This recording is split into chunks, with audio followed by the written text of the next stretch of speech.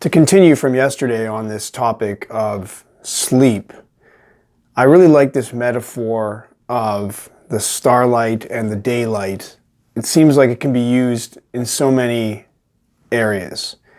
This idea that the stars are always shining.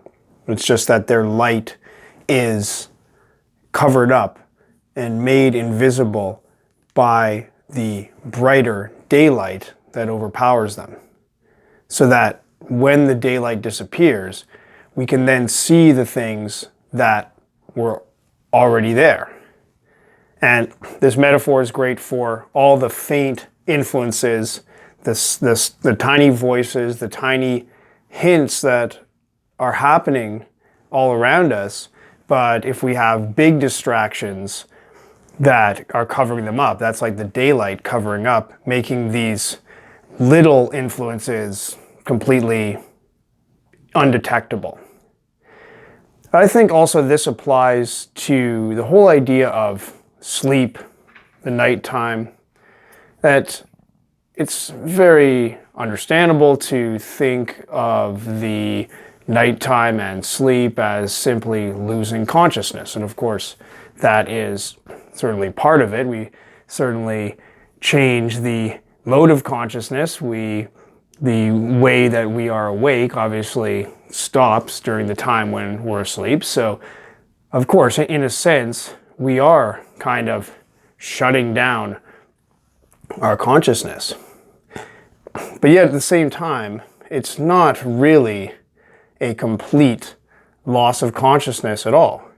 Now, there are those certain periods in the sleep cycle where maybe deep sleep, where it is close to total unconsciousness. And yet, for most of the time, dreaming is certainly a long way from total unconsciousness. Maybe it's simply the fact that most dreams are not remembered, that a lot of what happens in them is vague and hard to make sense of.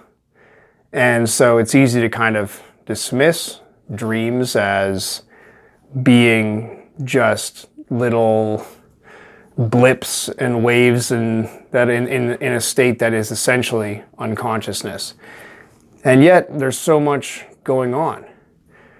So the nighttime really, this is literally when the stars come out. This is literally when the bright, major daytime consciousness disappears.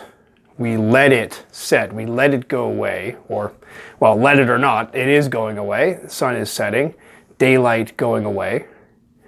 And so all those tiny, subtle pieces of consciousness, those little things, those stars that are so faint in and of themselves that the daylight completely wipes them out, almost entirely. And yet, when the daylight's gone, we can see the amazing complexity and beauty of the night sky, the sky full of stars.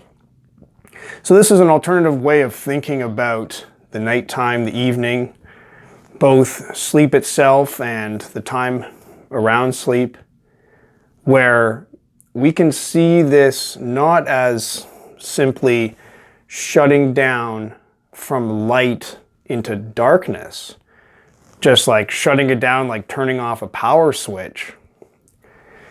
But we can see it as letting go of the daylight, letting go of the major source of light, and instead becoming aware of all the minor sources of light that are there in the night sky. So that this nighttime, sleep consciousness, dream consciousness, or simply the way we are at night is like its own world of awareness. It's not just black, darkness, nothingness. It is full of all kinds of detail and complexity and subtlety that would be made invisible by the day. So I find this a interesting way to look at excuse me, I find this an interesting way to look at the nighttime.